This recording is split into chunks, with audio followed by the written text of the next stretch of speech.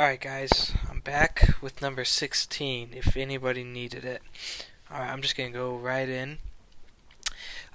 So for this one, it's kind of going to be similar to 13 where we're going to get a similar answer. So I'm going to go ahead and solve for these two right here first.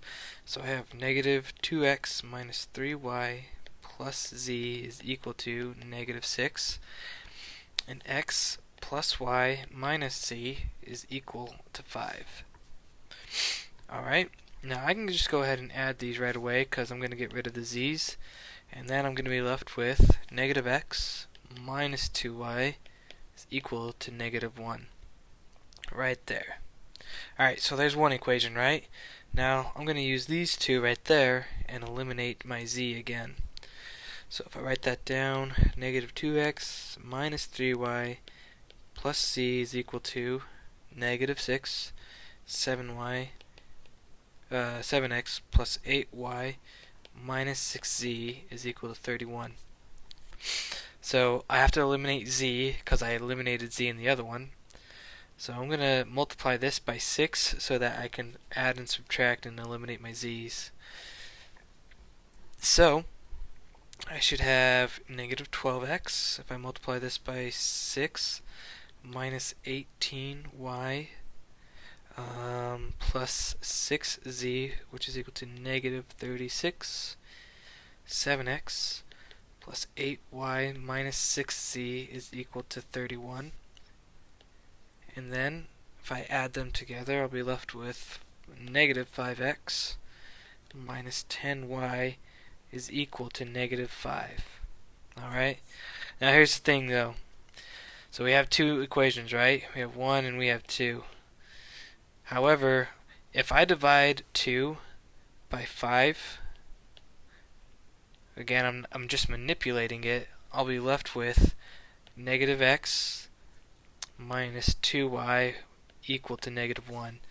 And so you can see here that that is the same as this right here. So we're left with two of the same equations, which means we're going to have infinite answers, right? Which means that we have a line for an answer. So our line is this right here. Our line is negative x minus 2y is equal to negative 1. Now like in 13, we can solve for x or for y, right? So if we solve for x, we get negative x is equal to 2y minus 1 divided by negative 1, and we're going to be left with x is equal to negative 2y plus 1.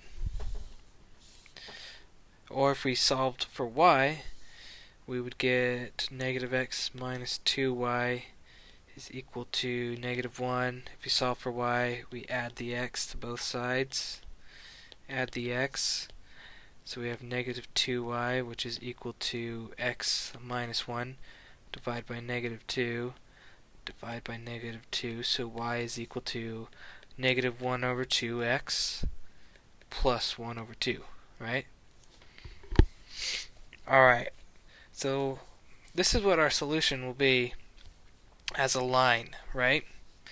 But now we need to solve for our z variable. So we know what x and y are equal to in terms of x's and y, but we don't know what our z is. So if we go back to two of our three equations, let's just try and eliminate a different variable that doesn't mean where we don't get rid of z, okay?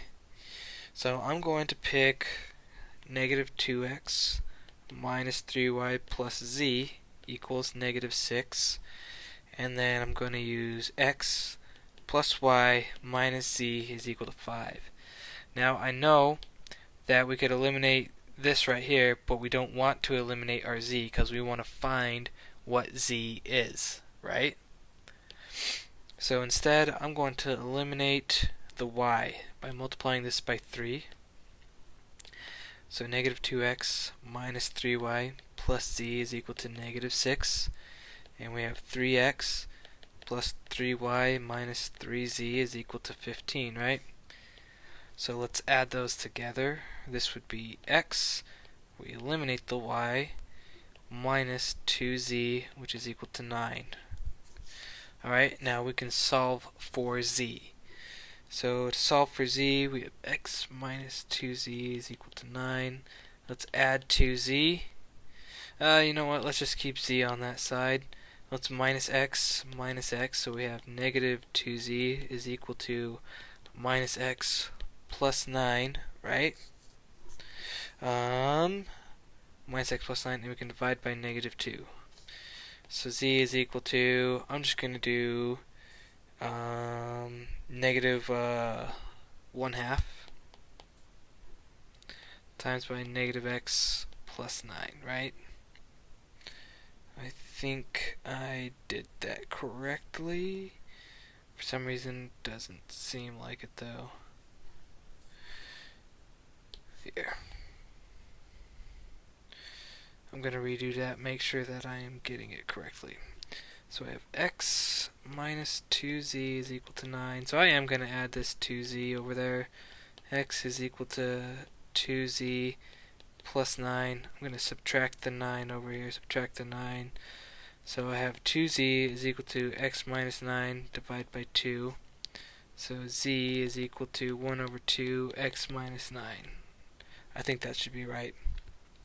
So we know what z is equal to in terms of x, but for some reason, so the thing is, what I don't like about these questions is that it depends on what they want your answers in terms of. So I think the book and Big Ideas will only accept answers in terms of y. So let's solve for z in terms of y, because we already know what x is. So we're going to plug in what x is equal to, and x is equal to negative 2y plus 1.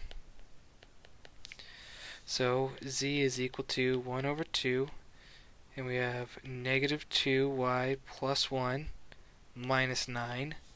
So z is equal to 1 over 2, and then we have negative 2y minus 8. And if we distribute that in, z is equal to, it should be negative y, and then 8 divided by 2, so minus 4.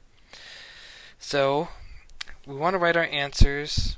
So x is equal to, and we want to write x is equal to something in terms of y. So right there, so negative 2y plus 1.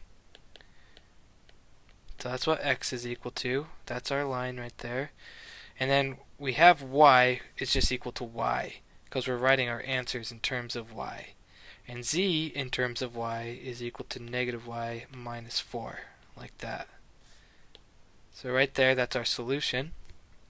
Now I'm going to show you again what the solution actually looks like on a graph. So right here, you can see it's kind of difficult to see it, but if I eliminate the z-axis, so we're not looking at the z-axis right now, we're just looking at the y and the x.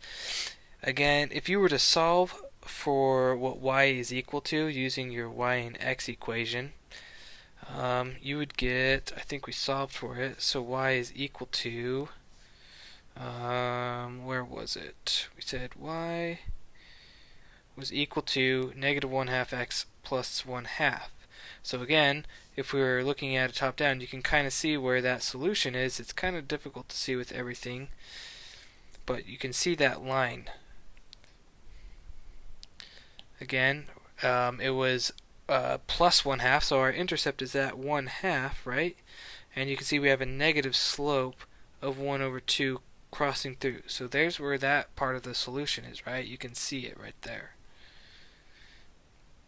So let's try and find what the other one that we had, which was z is equal to negative y over 4. So we don't have any x variables, so let's eliminate our x. Okay. We eliminated our x, so now we're just looking at the z and the y-axis, and you can see again our line where z is equal to negative y over 4. So negative y with a negative slope of 1, and it intercepts at negative 4. So you can see the solution from that angle too. But overall, you can see where our line is, right? That's where our solution is, where all three planes intersect. So hopefully that was helpful. Sorry I didn't really have a good answer in class, but hopefully this makes up for it. Thanks, guys.